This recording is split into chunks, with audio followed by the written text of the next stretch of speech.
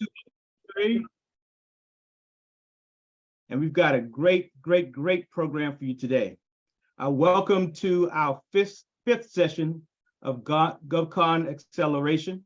I think you'll find this session extremely engaging because our expert speaker is someone who has in-depth experience in GovCon. And so I'm going to introduce you to Mike Williams in a second. I just want to make sure everybody knows that if you have a question, please place it in the chat box. As we go along, we will get as many questions that are pertinent to Mike's discussion as possible. And then after the session is over at 3 o'clock, we'll have a Q&A from 3 o'clock to 3:30, where we'll ask you to actually ask the questions yourselves so you can interact personally with Mike. And then we're going to talk about this at the end of today's session. But on June 20th, we're going to have our entire panel of experts live and in person. And I know all of you are going to be there to meet these great people. And so we'll talk about that as we wind down the session today. But today, I want to introduce you to Mike Williams. Mike is the CEO of Applied Management Corporation, a GovCon company. And Mike has more than 2 decades as an expert, and I do mean expert, in government contracting. But even more, Applied Management Corporation is one of the few Black companies that have been successful in the defense contracting segment of government contracting. You may have heard on the news that there was a sonic boom a couple of days ago. Well, if that was a Navy plane, it probably had Mike's picture on it, okay? So that's how famous this guy is, okay? And so Mike, welcome. Is there anything you want to say to kick this off? If not, we'll start with the questions, buddy. No, Don, I just appreciate you having me on, and you know, it's my mission to try to help others along because no one helped me, so I don't want people to take as long as I took to get going and to be I guess successful at this GovCon thing. So anytime you need me, I'm here, and that's why I'm here today. Well, I know that to be true. Folks, Mike's company is a member of the Maryland Black Chamber of Commerce, and Mike is currently mentoring several of our GovCon members. And so that's the kind of dedication that this young man brings, both to what we're doing and both to the success of other folks in GovCon.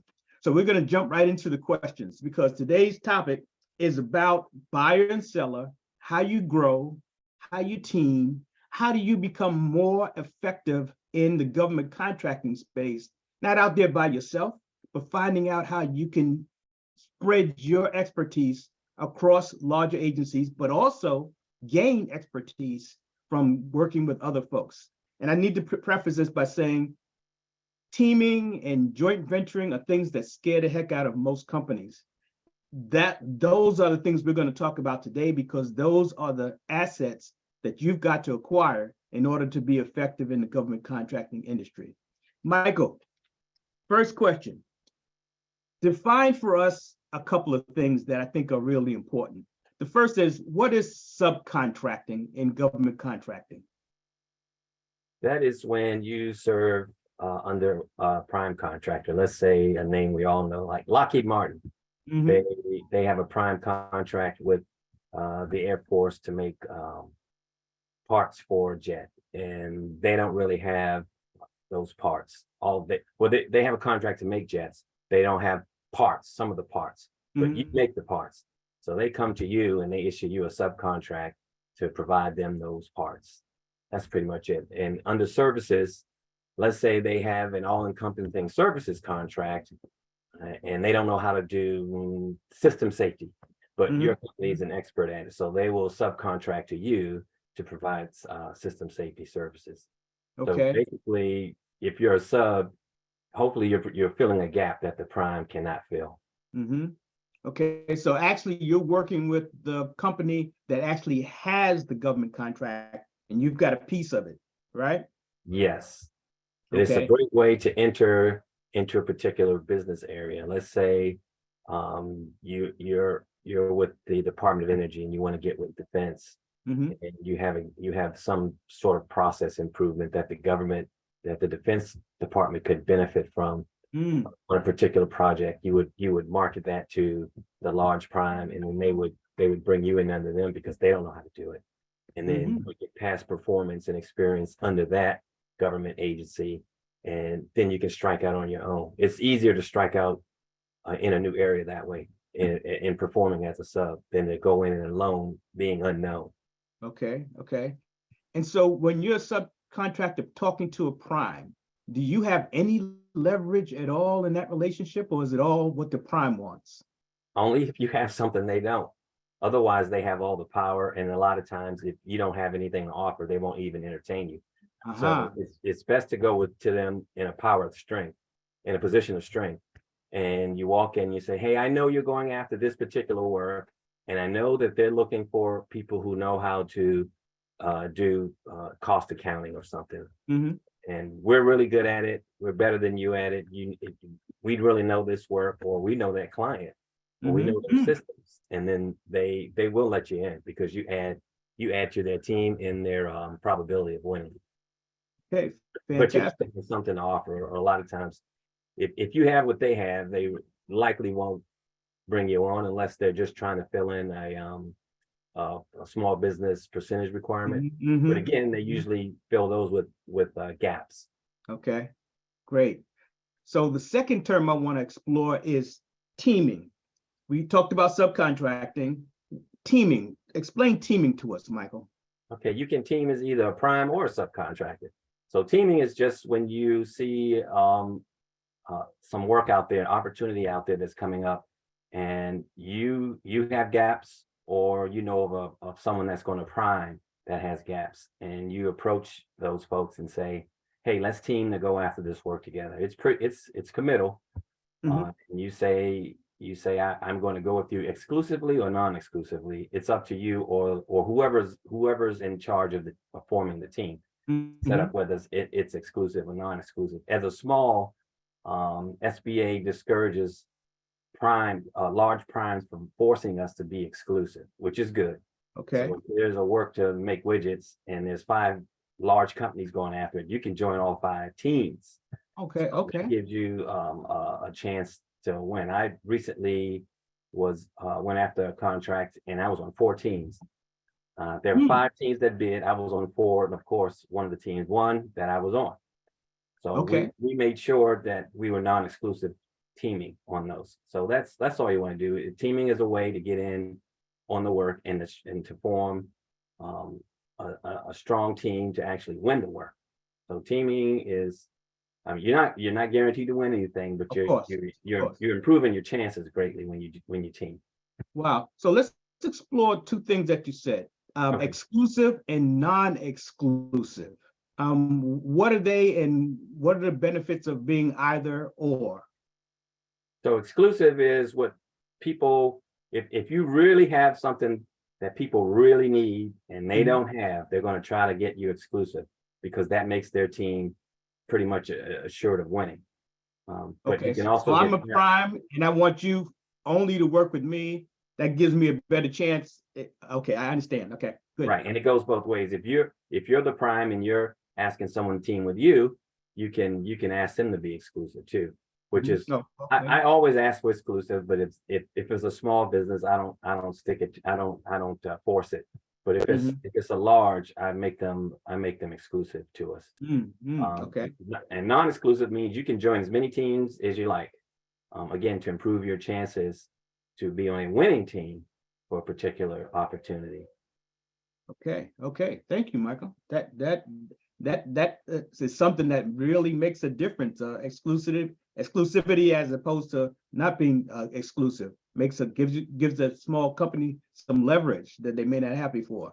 Okay, Yeah, thank you you. want to you want to read the teaming agreement. They usually put that pretty much up front, and it's usually sometimes it's a paragraph on its own, like Hmm. exclusivity, and they'll tell you that it's exclusive. But again, if it's a large prime, you want to tell them, hey, you're really not supposed to do that.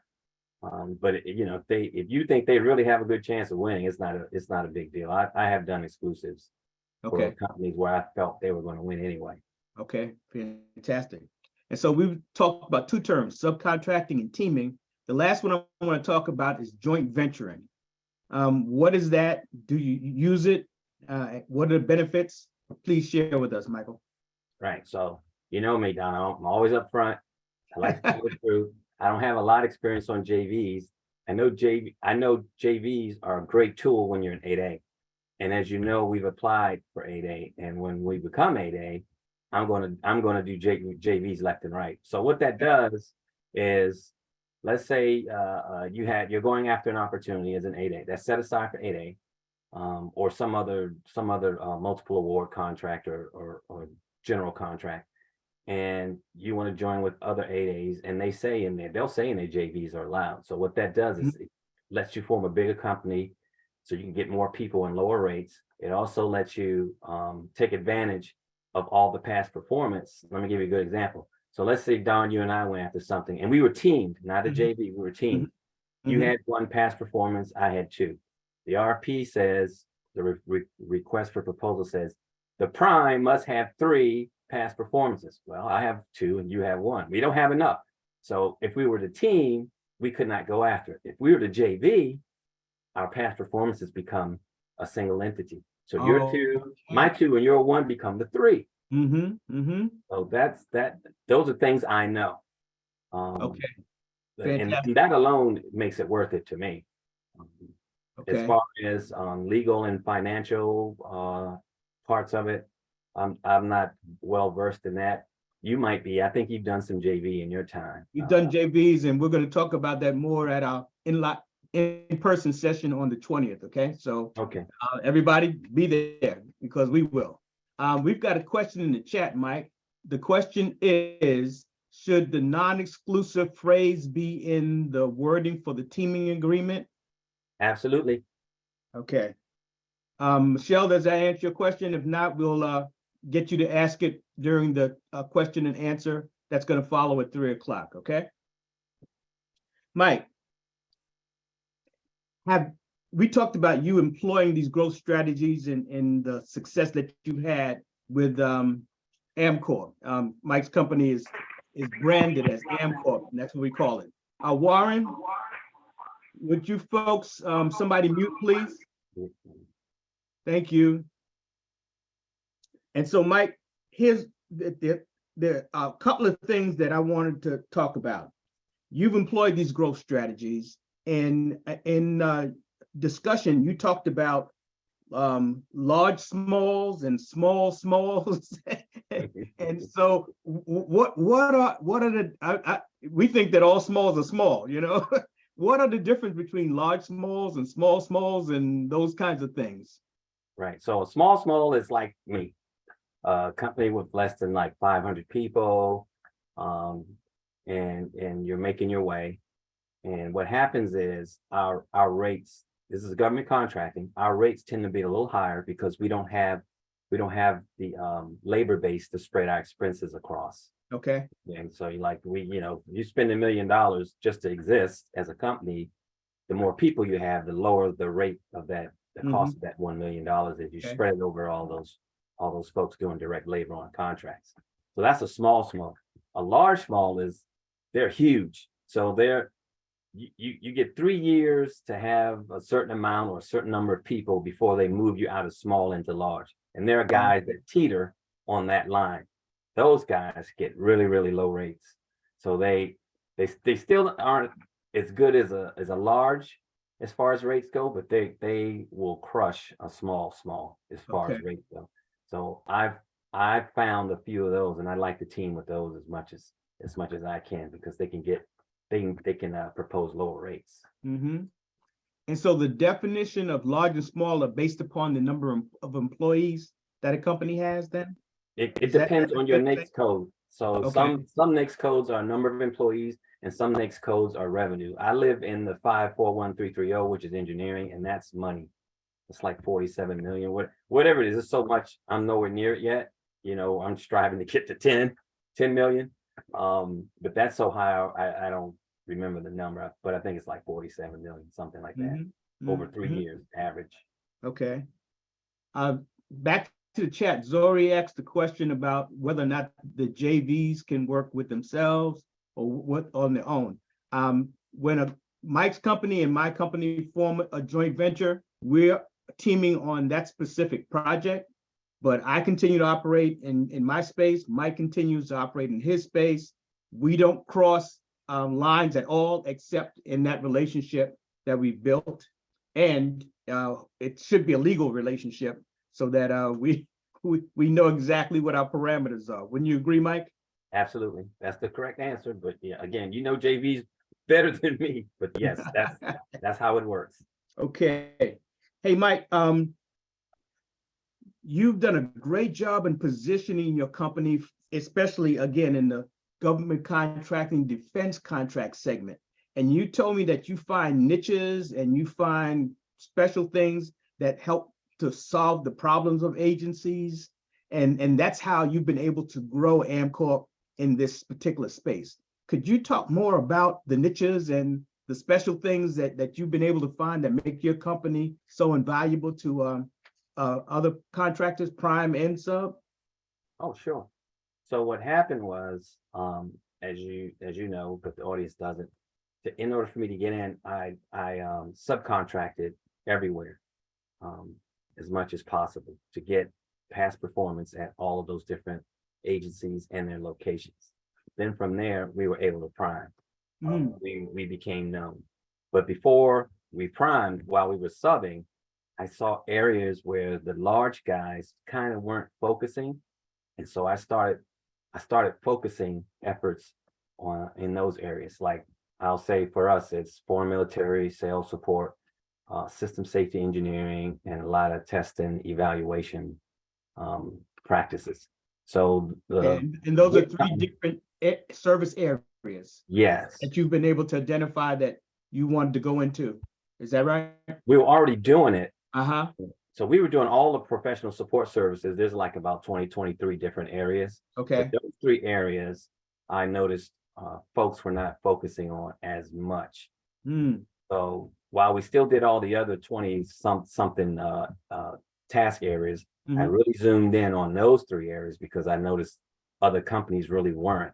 And what happened is, especially on the system safety side, we ended up being one of 3 companies pretty much in all of defense, small companies in all of defense that do it. So we cornered that market, and then we cornered the market. That's a task area, but then we cornered the market on a system, which is anti-submarine warfare system. So there were hardly any small companies working in that. I hired a bunch of ex-sailors that worked anti-submarine warfare systems to do work, and built that enterprise. So we have ASW, we have foreign military sales support, but a lot of people do that. But then I merged the foreign military sales support with the anti-submarine warfare systems. So ASW FMS, that we're it on the entire planet. So we nailed that. So anytime there's the entire planet. The entire we're it. For small business, even all the large businesses come to us for it. So we're it. Okay. I just noticed. So the primes actually are coming to you for these specialty areas that you've developed the expertise in AmCorp. Yes, I get. Wow. I get invitations at least once a month to go after work. We have a great relationship with Booz Allen Hamilton. They come to us a lot, especially for safety, system safety, and foreign military sales support. Wow. A lot of companies come to us with ASW. We fill that gap. There are a lot of jobs. ASW is what? Anti-submarine warfare. Okay, anti-submarine warfare. Okay. Yeah. So that's something that's very special and specific that we do and no one else does, especially small. There's no one else. So that's what you have to do. Pay attention when you're working. Pay attention to where other folks aren't paying attention. And you want to go into that and build yourself. You want to build yourself in all areas anyway. Of course. You really want to take advantage of areas where you see no one's sort of really paying attention or working on it. You know, they may feel it's not worth it, or they just miss it. It happens. And as an owner, you know, everyone online, they know. Please mute whoever that is. Thank you. Sorry, Mike. Okay, yeah, hopefully they're working the contract as well, so they can see the gaps. I'm expecting them to see it, not their workers. And that then they can focus in on those areas. Wow. Okay. And the thing is that once you develop this niche expertise, that the companies come to you and ask you to work with them, right? Absolutely. Oh Absolutely. man, that's fantastic. Thank you, Michael. What about the other solution areas? Is that the same thing as identifying a niche, identifying a solution to an agency's problem? Is that the same thing, or is that different? It's close enough, but Okay. again, everybody's offering the same sorts of things. So if you do offer a solution, make sure it's different than what everybody else is pitching. And Mm-hmm. again, try to offer a solution that no one else is pitching, because no one else is paying attention to it that much. They're focusing on bigger fish. Mm-hmm. The big guys are looking to make big money really fast. So some of these things are slow walked, and you got to take your time and put the bread in the oven and wait for it to bake. They don't have the Mm-hmm. patience to do that, but we do. At Smalls, we have the patience to do that. So you want to identify what it is that they need, develop good solutions, present it, and just and pitch it well and demonstrate it. We demonstrated a solution recently through the SBIR program, Small Business Innovative Research Program. Again, Lockheed Martin had a system. It had training in it. They did not pay attention to how the training scenarios were working. And one of our employees said, this training is stagnant. We're looking at targets only in a certain sector of the ocean. We need to do 360-degree coverage. He came to me. I went to the Navy. I pitched it. They said, doesn't Lockheed already do this? I said, no, here's what Lockheed does. They only do a certain one little sector of the 360-degree arc. We're going to do it all. We're going to do it at different ranges. They do it at a very short range. And I said, it will make your training complete, and your guys will know how to attack targets no matter where they come from, what angle or how far or short they are. And they bought it. Wow. Wow. And so that's an example of finding a niche, finding a solution, and pitching it well. But in order to do that, you had to be really, really conversant about what the prime did and what the contract required, right? Right. And so that brings us back to everybody being able to know the agencies and their competitors and the other companies in the area that they happen to be in. And that's an area of expertise for you, Mike. Would you talk about that? I know it's not one of the questions, but it's really important that everybody know what they have to do in order to be in front of these people. That's correct. So as you know, Don, I work all of the contracts. We have 11 contracts, and I work on all 11, some more than others. And as part of working, and I see all the presentations, I see all the issues that come up. I go to the meetings, and I see the gaps for myself. And I'll approach the client and say, hey, I noticed you guys are having trouble in this area. We have a solution for you. Have you thought of this? Or would you like me to go off and do this for you? Again, they see me, the CEO of the company, offering them services, and they like that kind of stuff. I'm not some middle manager or worker bee. They know this is the top of the top talking to them. They're going to get something that's quality, something that's well thought out, something that answers their questions and takes care of their needs. That's pretty much how I do it. I'm in there, so I see it all, and I understand what they need. I understand what they're not getting. Again, the people on my level at the larger companies, they're not in there. They're off making money. They're not in there, so I'm in there, and so it's pretty much right for the picking. Once you're working the contract, and you can see the issues that the clients have. And then you can see issues. So for every government agency, there's a headquarters. We support a headquarters, and then they have field activities that support them. So you see what the field activity is experiencing as well in terms of shortfalls.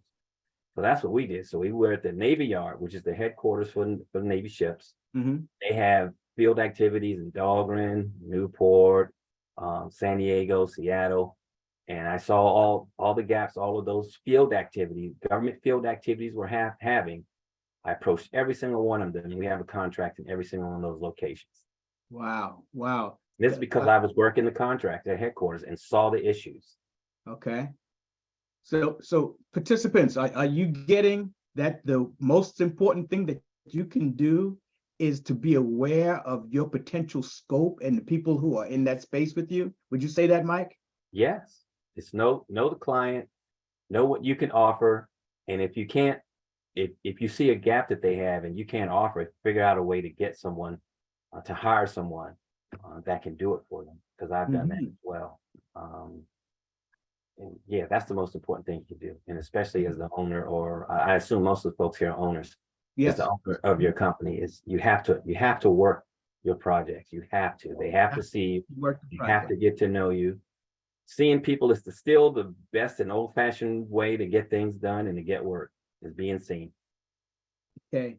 So let's use that as a segue. One of the questions is, which government program officers, managers, etc., should we be interacting with? And we've got the OSDEBU, we got the program manager, we got the contract manager. Tell us what each one of those does, Mike, and how you interact with them, and what you think are most important to be interacting with. Okay, so since we're not brand new, I don't interact with Aussie Booze that much. Okay. But if you're brand new, that's a good place to start. So Uh-huh. the Aussie Boo, you can give them a pitch and say, here's what we're good at. Um, what do you think? And they can say, hey, this particular code, they could use your services. Here are the program managers, deputy program managers, et cetera, that you could talk to. So the Aussie Boo is a good place to start. They get to understand what you can do. They can point you to prime contractors that can use your services, because some are not meeting their goals, and they can point you to actual government directorates that have work that align with your skill set, that may have a proposal coming up, an opportunity coming up. So I did that in the we were new to FAA. I did that with FAA. And from there, you want to approach the deputy program managers. Program managers tend to. Hold on a second, Mike. Let me just interject 1 second. Okay. That the OSDEBU is the Office of Small and Disadvantaged Utilization. Every agency has one. Yes. And it's their responsibility to be your marketing person inside that agency once they get to know you. So it's your responsibility to do what Mike did, get to know them, get them to know what you do, get them to like you. And John Hale, who is my co-proctor and not in today, John used to be an OSDEBU for the Department of Energy under the Obama administration. And so you've got access to someone who used to do it. And so make contact with John in the Cornerstone Group and find out exactly what you should be doing. And again, it's not time yet, but Mike is more than happy to interact with each one of you also. So Mike, I'm sorry, I had to get that plug in. No, can we talk good. about the Yeah. program manager? Yes, the program manager is usually a little too busy for us, because their job is to defend their money, pretty much. They're always fighting Capitol Hill in Congress. So Okay. they usually assign their deputies to talk to us. Okay. So once the OSDEBU identifies program offices where your skill set could be useful, they usually identify a deputy program manager.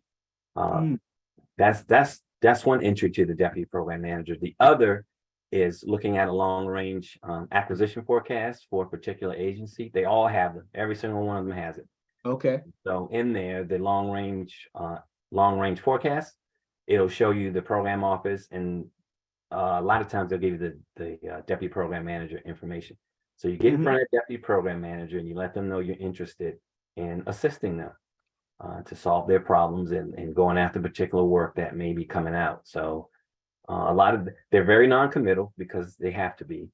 But it's good to get in front of them so that if you do go after work that's under them, they know you. Again, they're human beings. So you want to be known. If you just submit to a proposal cold, you might get a cool reception as well, because they don't know you. And they'll say, well, this is just somebody who's shotgunning, a company that's just responding to any and everything, trying to win something. But you have to invest in the people capital, and you have to get to know the deputy program managers and let them know you exist, what you do, and how you can help them. Back in the day, you could actually do some work for them pro bono to really get in. That's how I got in a lot of these places. But now everything's Okay. competition.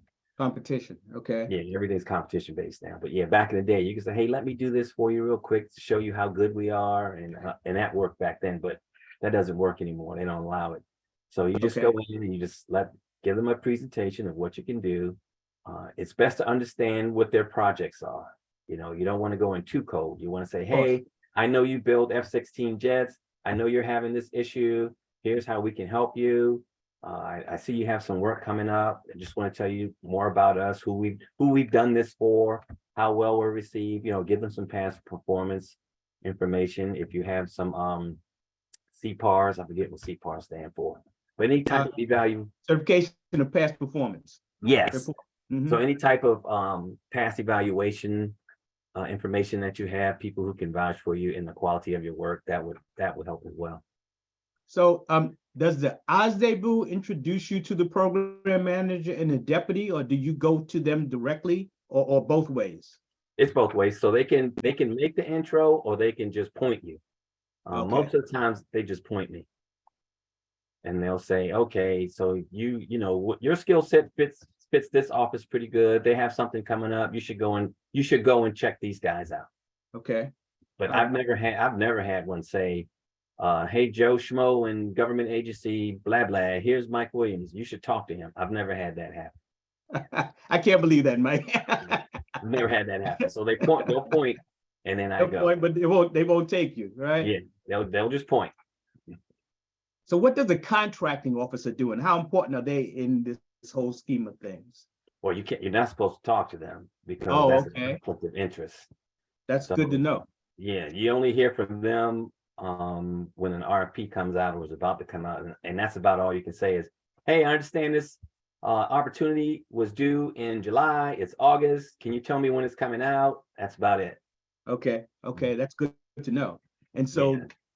the OSDEBU is the person that helps you establish a lay of the land of the agency. The program manager and deputy program manager are the two most important because they actually have responsibility for the contract. Is that accurate? They're responsible for procuring the contract, but then there's a contracting officer representative. That's neither one of them.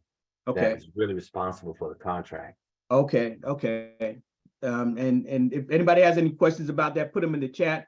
We will get to, there are a couple of things in the chat that we're going to talk about during the Q&A, but I just want to make that distinction so that we all know what those three important people do. And actually down to just the program manager and the deputy program manager, because normally you said the program manager is too busy and the contract officer doesn't come in until the contract is issued, right? Correct. And again, it depends on the agency because some of them you can get the work. If you pitch something good enough, you can get the work right away on a GSA schedule. And hopefully everybody on here is on a GSA schedule that's appropriate for their skill set. So you want to be on the schedule, even though a lot of agencies have shied away from the schedules and they have their own multiple award contracts or government-wide contracts. Some still use the GSA schedule, but you want to have a means available if possible, so they can get to you right now instead of having to worry about a RFP coming out. So if I go in to a agency, let's say, and I notice they don't have system safety, I can go in there and say, "Hey, we do system safety. If you send money here, it'll get put on this contract and you can get to me." You know that. Wow. Yeah, Okay. that's how we built our Northwestern operation out of Seattle. Is I had back then the Navy was allowing us to use GSA schedules, and I had 2 GSA schedules, and they were sold. You could sole source back then. Again, a lot of that's gone away. I do have one sole source contract, but a lot of that sole sourcing went away because they wanted competition to get the prices down. Okay. But I would encourage everyone to get on a GSA schedule, even if you don't use it right away or whatever. Just get on it. Get on the one that fits your skill set. Good advice. And you heard it from the man who knows exactly how well it works. Okay. So, Mike, you've been in business 2 decades, and you are now just going to apply for 8A certification. And so what does 8A bring to Amcorp that you don't have already? Well, I could go after those 8A set-aside contracts that I can't touch. And I know Uh-huh. we would do quite well there because we've been around again for 25 years. So we have a lot of past performance. And we have good pricing as well. So Mhm. I see a huge windfall once that happens. But the days of walking in an office saying I'm an 8A and they're giving you a contract are all but done. So they compete them a lot now, but I have to look and check. I think there's still some places where you can walk in and say I'm an 8A and get to work. Mhm. But your past performance, especially in the areas that you're in, gives you an advantage that a lot of other companies don't have, even in the 8A arena. That's Wouldn't you correct. agree? Yeah, I agree. And also, once we go 8A, I plan to try, I'm going to try, I don't know if it exists. I want to try to get a hold of some sort of database from the SBA of companies that are about to graduate and contact them and say, hey, you're about to lose this 8A work. Let me take it for you, and I'll give you the other four. I'll take 51, you take 49. It's better than you losing it all. So Yeah. that'll be a strategy as well. So, yeah, folks, that's what a CEO does. They look for opportunities, they find opportunities, they make opportunities, and Mike is already thinking about what he's going to do when he gets a certification, and he hadn't gotten it yet. I mean, that's what CEOs are supposed to be doing. Thank you, Mike. You mentioned 8A gives you set aside. What is a set aside? That's so every federal agency are handed out goals for what they call set aside. So there's different types of contracts. There's full and open, which we have two. We have two for those. That means we beat the big guys actually. Again, because we have niche work. Okay. Then there's the small business set asides. So those contracts are set aside for small business. Then they subdivide, right? You can be regular small business, which is us. You can be 8A, you can be woman owned, you can be service disabled veteran owned, or you can be HubZone.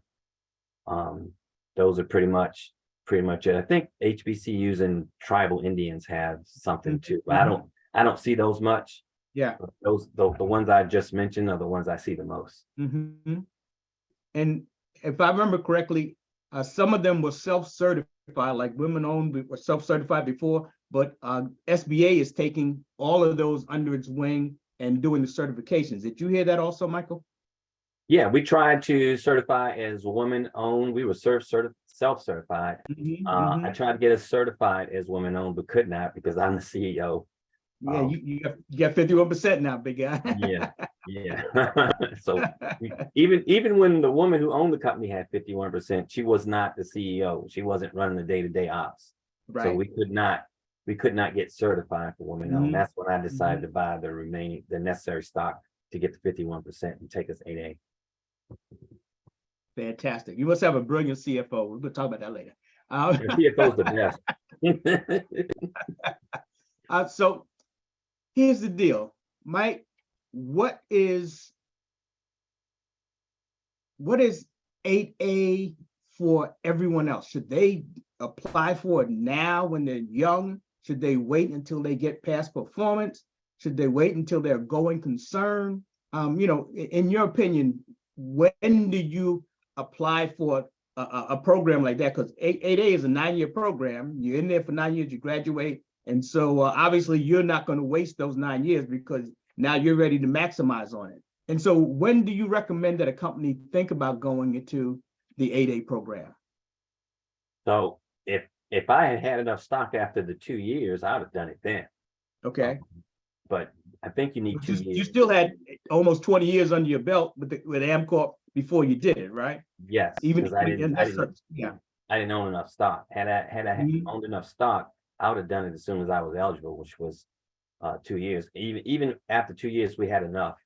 Okay.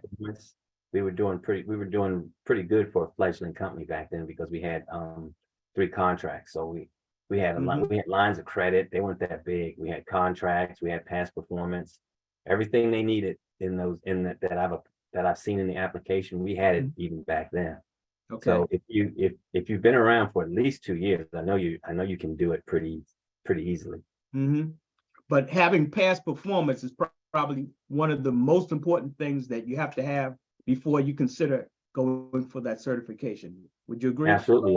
I think one of the evaluation criteria is proving that you can actually make it once you get in. Mhm. So it's called chance for success, something for success. I forget Mhm. what that section's called of the application, but they want to know that once you get in, you can sustain and make it. Great. And so, folks, if you want to pursue that line of questioning at the in-person on June 20th, again, my co-proctor, John Hale from the Cornerstone Group, he used to be at Osdebu, can address all those things for you in person. So, come on out and hang out with us, okay? Mike, the future of AmCorp is unlimited, absolutely. But you've been a subcontractor and you are prime. What made you become a prime, or why did you become a prime, or was that the focus in the whole methodology in you subbing? The prime was always the focus. This should be everybody's Okay. focus because you want to be the prime. First of all, you get paid quicker. That's the main thing. You get paid in a couple of days versus 45 days, which sucks. Okay. So we wanted as many primes as possible, but understanding in order to get those primes, you need past performance. So you're just not going to walk in the door with no past performance and win a prime contract. So the easiest way to get the past performance is to sub.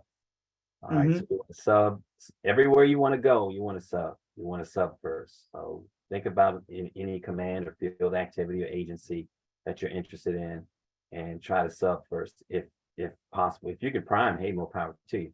And again, in order to sub, you want to be in a position of power. You want to go in and see that the opportunities coming up and say to that prime, hey, we do this better than anybody, even you. So you need us. Plus, they need to get their 10, 20% small business participation. And so you check those boxes for them, and they let you in. They will let you in. And then as you begin to do that, you get your past performance, and then you can start going after items in that arena as a prime because you have past performance and people will vouch for you.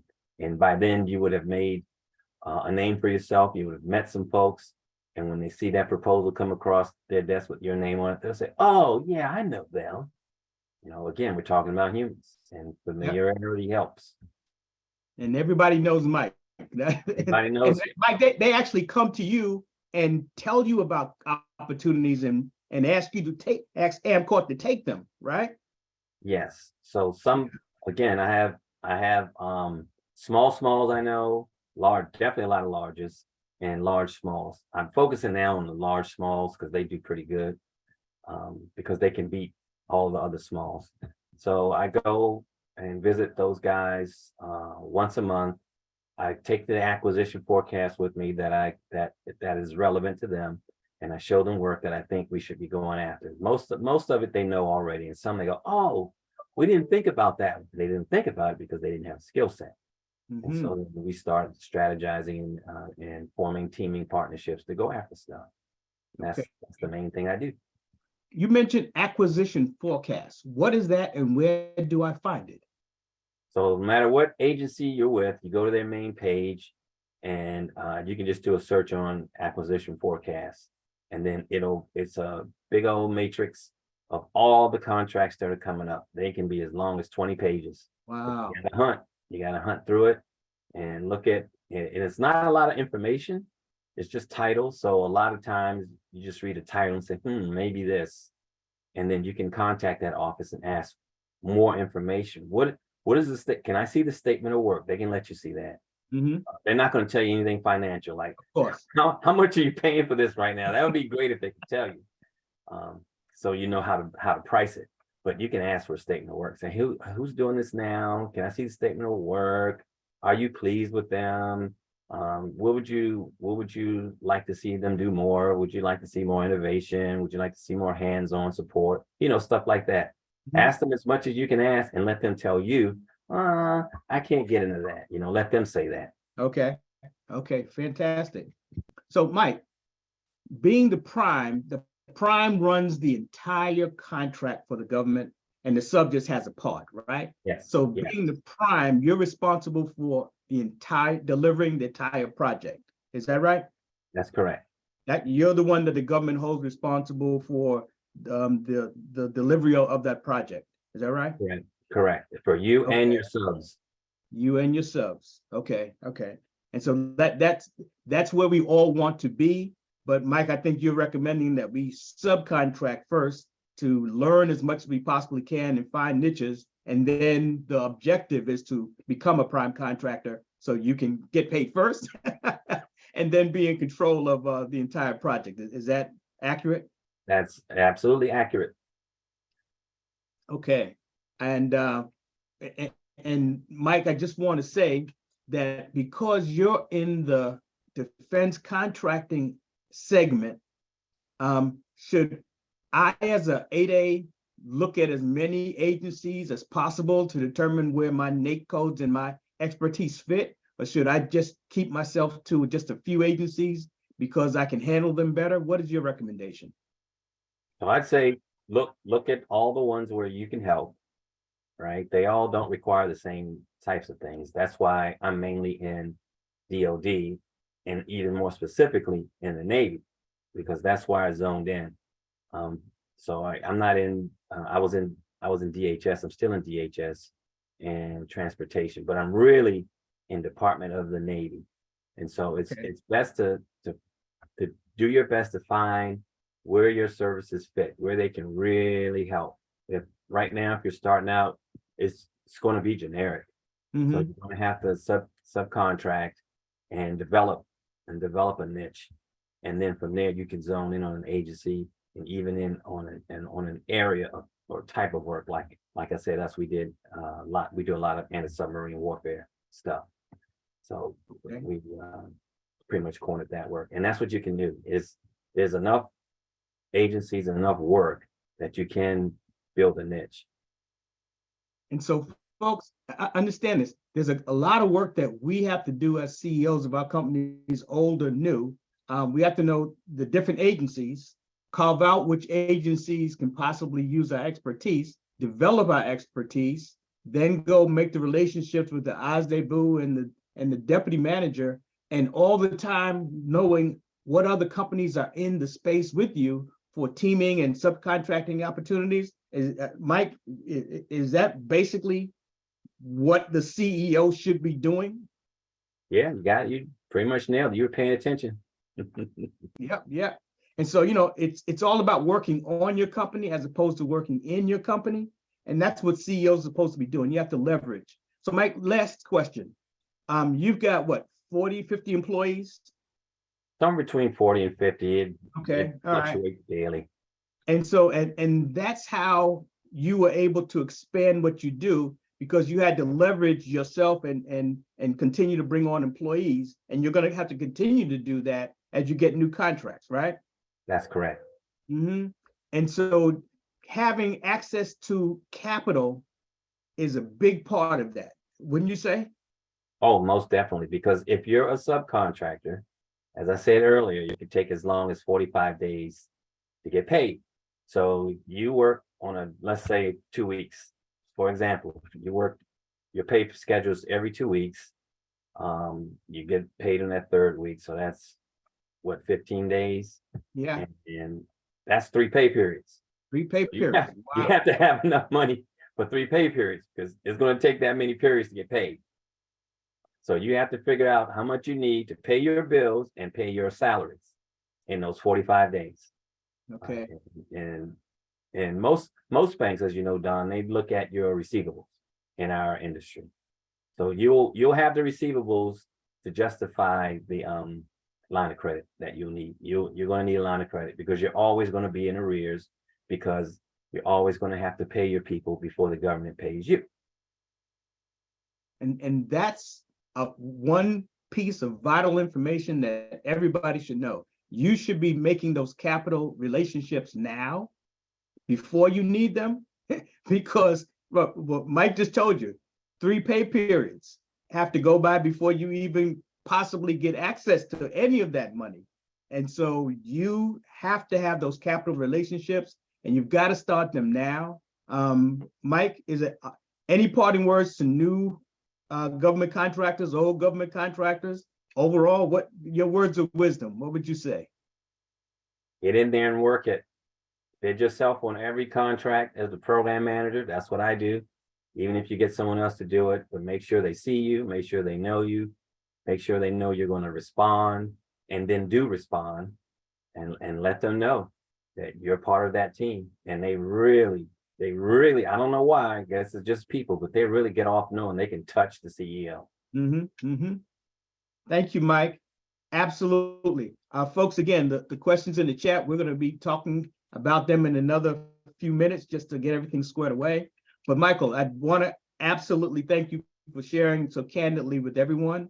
And everyone, if you have a question, now's the time to ask it. And if you don't ask it today, you'll get another opportunity on June 20th, because Mike and the other experts are going to be there live for you to touch.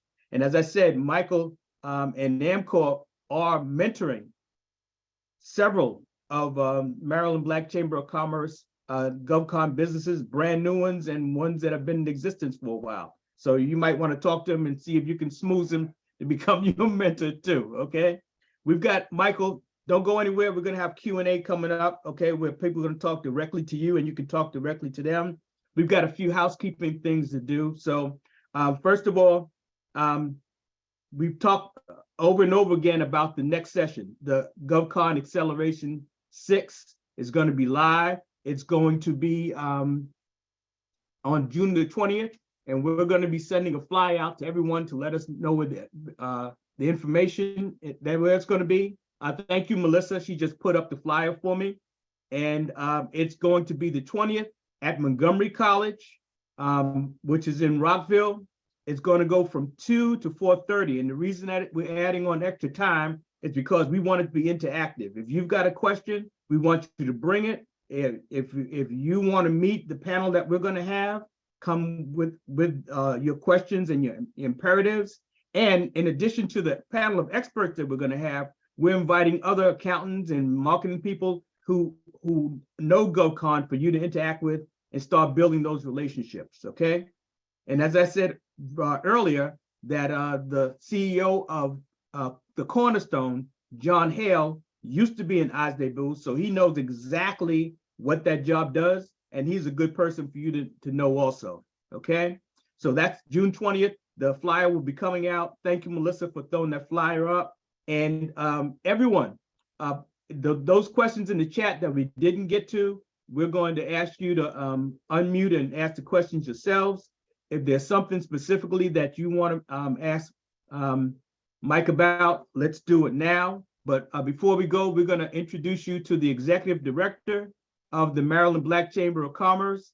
He's going to talk to you. And before I turn it over to the big guy, I'm just going to say, we want you to become a member. If you're not a member, we need you to join up. We are pushing really hard for 500 members in a short order. And we need you, but you need us, because together we can make sure that businesses are going to be successful. And that's our mantra. Ken White, Executive Director of Maryland Black Chamber of Commerce. It's on you. I'll just take a couple of seconds. You've done a pretty good job at making sure they know who we are and where we are. I just wanted to add, hot off the press, I've been working with John over the last 24 hours. So we have a new addition to that date on June 20th. We will be, after the seminar event, we will be hosting a government contracting networking event at the, Island Pride in Rockville. And so the Chamber, we have been presenting government contracting on many levels over the last few months. So we had this 6-part series going on, the GovCon federal government. We had a doing business with the state that's still going on. That's a 6-part that runs into July. We're completing next week our doing business with Prince George's County, and we've completed our doing business with Montgomery County.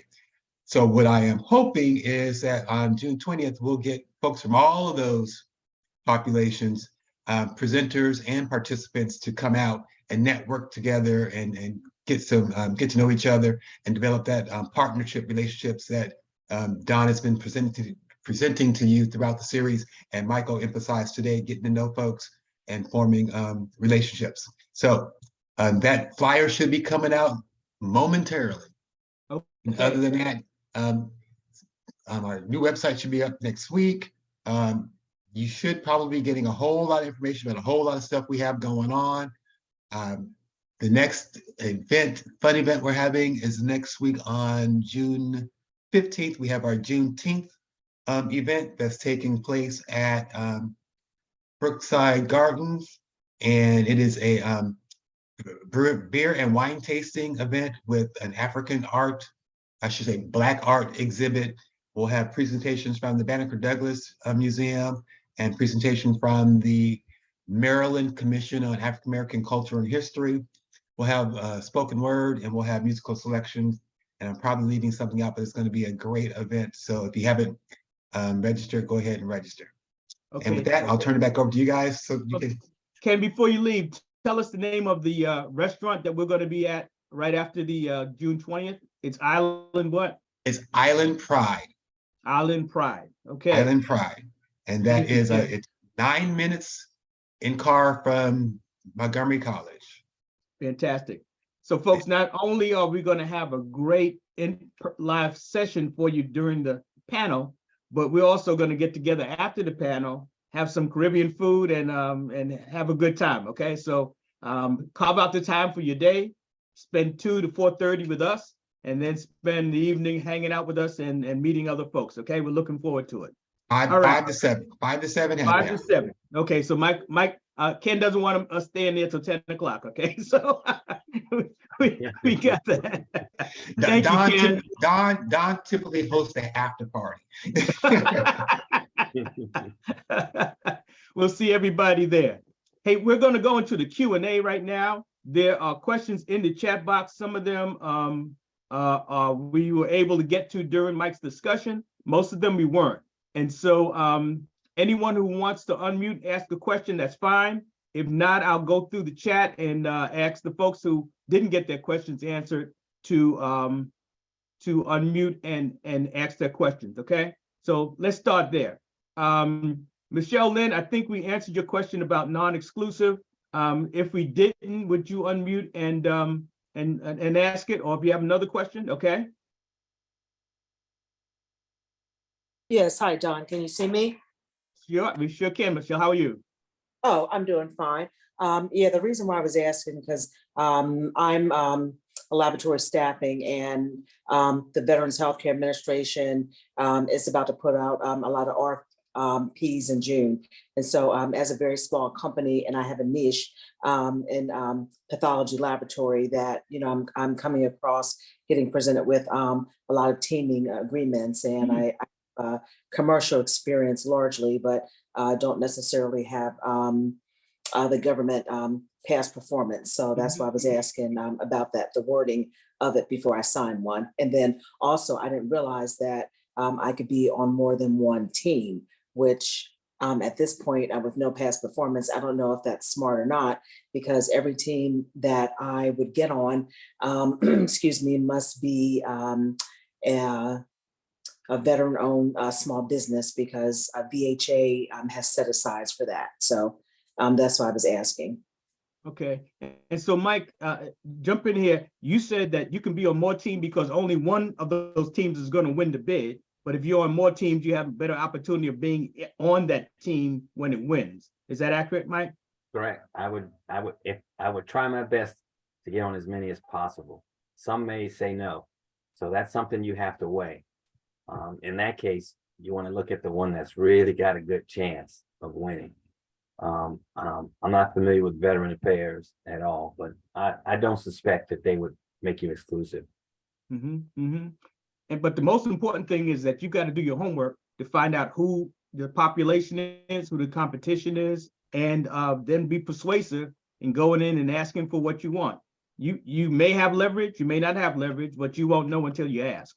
Yeah, it sounds like she has some leverage, and that's how we were able to be non-exclusive. I had, it was a contract that had 10 areas, and every company had 9 areas. Again, we were the only one that had that one area, the only one. It sounds like Michelle's like that too, so she has the power. Yeah, and So- and that goes to Mike's identifying niches and identifying solutions to agencies, because you walk in with something that most other people may or may not have, and that gives you leverage. And in any contract, having leverage is extremely important. Absolutely. And in terms of contract, whether it's a teaming contract or JV contract, you absolutely need to have your attorney review it. Okay.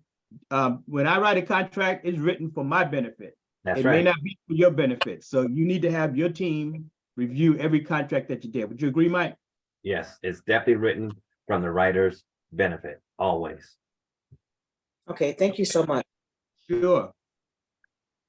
The question is, are Mike and I on LinkedIn? Yeah, Mike is, but we're both on LinkedIn. Mike's picture looked better than mine, but don't worry about that. Mike, would you put your information in chat for us? Okay.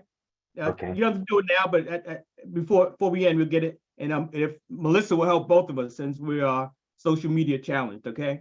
I have LinkedIn, but I don't even know what it is. Well, that's why we have Melissa. Hi, Melissa, we need you.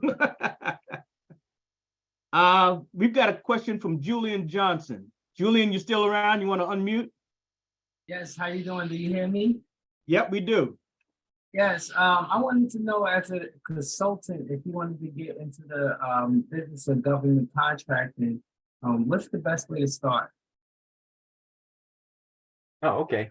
So again, if you have to know of an opportunity that's coming up for an agency that has that skill set that for which you're a consultant. And a lot of times they'll have an industry day. Sometimes they don't, it's 50-50.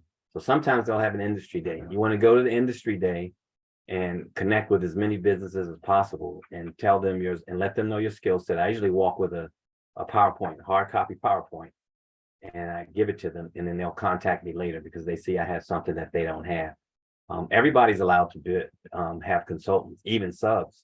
So a prime can have a sub, and a prime can have a consultant, and a sub can have a consultant, but a sub can't have a sub.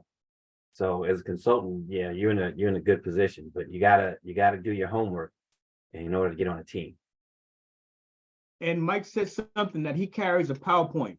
In our marketing session a couple of sessions ago, we made it very plain that you have to be able to pitch yourself, pitch it confidently, and pitch it succinctly, and that's really, really important. And Mike's got that down to a science because he doesn't need the PowerPoint. Mike can tell you what he does well in 20 seconds. So definitely get on that. Did we answer your question, Julian? Yes, you did. And I have one more for you, Don. Please. I'm from New York City, but I'll be planning to move to. Me too. Nice. I plan to move to Laurel soon. So can I still join the Chamber of Commerce in Maryland if I'm not there? Absolutely. Okay. Go to our website, www.marylandbcc.org, join up, and join the other expatriate New Yorkers that are down here making money, okay? Thank you. All right. Hey, Charles Jones, you had a question. You still around, buddy?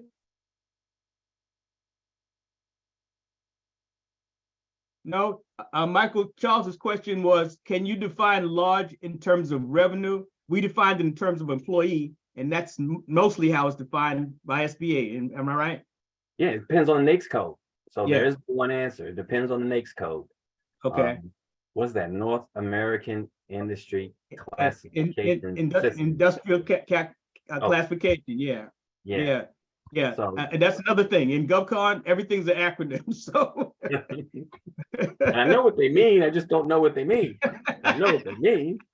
But yeah, every NAICS code has a different threshold for small versus large. Every single one of them is pretty much different. okay. One of our questions, Mike, is what's the full name of your company? Applied Management Corporation. Okay. And Yeah. it's affectionately known throughout the entire government as AmCorp, right? Yes. Okay. And that brings us back that you have to make your brand. If you go to AmCorp's website, you'll see that their logo is fantastic. I think it's planes and ships, right, Mike? You Yeah. know? Yeah. And I'm serious. That sonic boom that we heard last week, Michael's pitch is probably on that Navy plane, so self-promotion is the most important thing you can do in government contracting. I guarantee it, okay?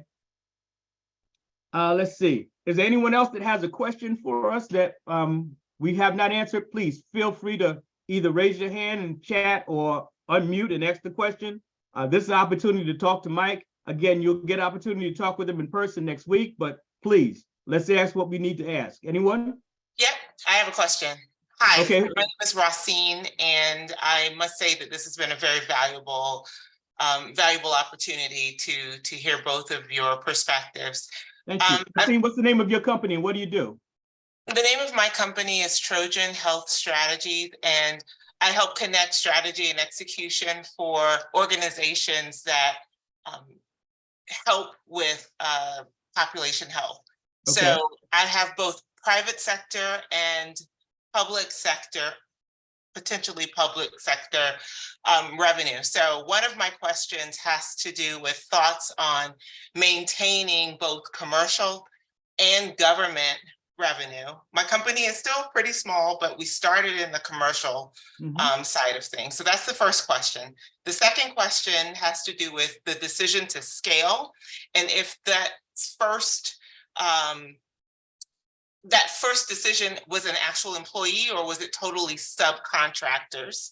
And then the last question I have has to do with past performance. In a previous life, I was a consultant with a federal consulting firm, but as an employee, I worked on federal contracts. And so I would like to get your thoughts on how to leverage that to the best of my to the best of my ability, or to maximize the advantage, given that my company doesn't actually have past performance yet. Okay, so Mike and I are going to answer these together, and I'm going to start with the last one. Yeah, let's do the last one. I remember that one better. Okay, all right. So you go, Mike. Yeah. So past performance is you or your company or anybody in it. Okay. Yeah. All And right, that's easy. and if you're in management and you have the past performance, that doesn't necessarily mean that your new company has the past performance. Okay. So you have the experience, but your company still has to gain the past performance for itself. Okay. Okay. Because you were a consultant, you can say, well, I've done this, but your company hasn't done it. So you still have to get that past performance. And as Mike said, subcontracting is the best way to do that. Okay. Okay. The first question was about government contracting and commercial sources of revenue. Yeah. Mike, talk about that because you've got both in your company now. Right. What was the question exactly? It was So- she's got commercial revenue right now. She wants to know, and why am I talking for you? Tell them what the question is. Okay. Yes. So I'm a contractor, but for a commercial organization. Unfortunately, it's a W-2 situation. So I am managing W-2 contracted revenue and going after government revenue. Also have made revenue with my company. So I'm just trying to figure out how to manage all of these things. Or if I let one of those revenue streams go, if they down the road would be too complicated to maintain. So before Mike answers, so we're not letting any revenue streams go. So that's first of all, okay? Yeah, agreed. Secondly, yeah. Okay. Secondly, we're talking about two things. You are on a contract as an employee, just you, and then Yes. your company has a commercial contract separate and distinct from you. Is that accurate? We have had that. Right now I don't, but I have had contracts with my company, yes. Okay. And so your W-2 contract is your past performance, has nothing to do with your company. You with that? Yep. Okay. And so Mike, the benefits of having past performance in the commercial market before you go into government contracting and then having both while you're in government contracting, can you talk about that for us? Well, the as long as the commercial stuff is relevant, which a lot of times it is, it's okay. And again, you as an individual When I first started Amcorp, I was claiming my past performance as an engineer at my former company, Traycor. So I said, Amcorp staff, I didn't say Amcorp, Amcorp staff has experience doing this. Not Amcorp. Amcorp staff has experience doing this. And then, we'd win that work. And now Amcorp as a company was gaining the past performance. So you can claim it, just claim it properly. Mhm. Okay, Mhm. okay. Okay, So naturally, I'm curious about scale and when to hire, because I got a lot of stuff going on.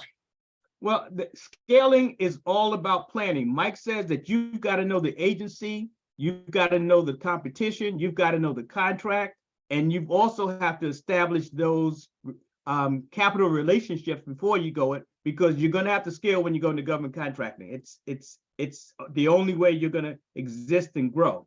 And let me just say this, right now, the SBA formed the 8A program for Black businesses in 1965.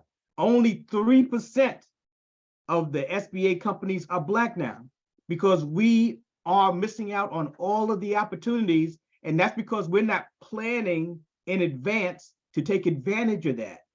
And so the scaling becomes a function of you doing your business plan, knowing the contract, knowing what the contract requires, knowing how many people you need to service that contract, and then having the line of credit in place to be able to bring them on, so you don't drive yourself crazy figuring out how you're going to meet those paydays, and Yeah. even worse, not be able to perform the contract once you get it because you don't have the personnel. Mike, again, you want to speak to that at all? No, that's it. It's Okay. all expenses, payroll, telephones, computers, subscriptions of whatever you need to do the work. You gotta have the money, because unless you're the prime, it's going to take 45 days or more to get it. Okay, So you're And gonna be in remember, arrears always. Your overhead and your G&A, you can't charge that to the government, okay? And so there's going to be significant costs that you're going to incur that you can't pass along to the government, that you've got to be able to cover anyway. So nothing beats planning, knowing where to go. And John and I did a seminar last year about pre-GovCon. Before you go into GovCon, what you need to do. We can talk about that when you see you on the 20th, okay? Right. thank you. John, Sure. Don, just a quick note. She can, Go, buddy. her G&A, her overhead and fringe are billable to the government as it's called indirect rates. So it's just a multiplier to the direct rate. So if a person makes $50, but you determined by the calculations, the government gives you the formula how to do the calculation. You determine your indirect rates, you apply those to that direct rate, and that's what you bill the government. So a person making $50 an hour, you may end up billing the government $90. So with that $90, you're expected to pay their salary and pay the portion of their bills that's appropriate, that they've appropriated to that salary. Mhm. And that, in addition to salary, it might be the fringe benefits, Mike, and other things Yes. that are loaded into that 90%. But the Yes. point is that every dollar that you spend to be in business, the government's not going to give that back to you. Only the Correct. ones that are directly related to that contract and that project. So you're Correct. going to need a capital relationship, and you're going to need positive cash flow. So we'll talk Correct. about those things, okay? Yeah, and I could add real quick that I have Please. a good CFO who makes me do my homework, and he makes me plan 3 years out every year for my income. He's the guy on the screen right now. He makes me plan my income, and that way we make sure my lines of credit are up to snuff. And he works with me. I have relationships, but he works with me to find better ones for my lines of credit. Hey, we're a team. The CFO and the CEO are a team. We succeed together or fail together. And neither one of us like failure, am I right? Right. Off the table, off the table. Any other questions that anyone wants to ask? Please unmute, raise your hand, whichever you want to do. We are looking forward to making sure we talk to everyone who wants to talk with us. Someone named Tiffany has their hand raised. Okay, Tiffany, please. Yes, my name is Tiffany Thomas, and I am the owner of Tai Consulting. We do technical writing, we do technical training, and we do process management and IT staffing. Mhm. My question is, we've been in business since 2020, but we've only had one contract. It was a corp-to-corp contract. Right now, we're looking to find, how do I find partners and others where I can sub with them? You know, what is the methodology of finding partners to sub under? That would be my main question.